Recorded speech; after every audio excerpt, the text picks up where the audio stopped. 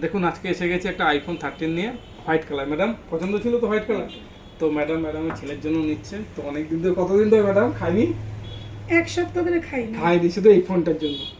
তো আমি ওকে বলবো যে আর দেরি না করে তাড়াতাড়ি আনবক্সিং করে ফেলো ফটাফট। এখান থেকে জাস্ট খুলেও চলে আসবে। খুলো এটা দিয়ে টানো।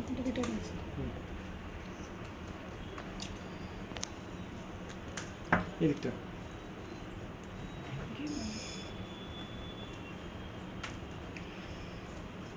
খুলে দাও। আজকে তাই খাবে তো তাহলে? আজকে তাই খাওয়া। বাহ সুপার।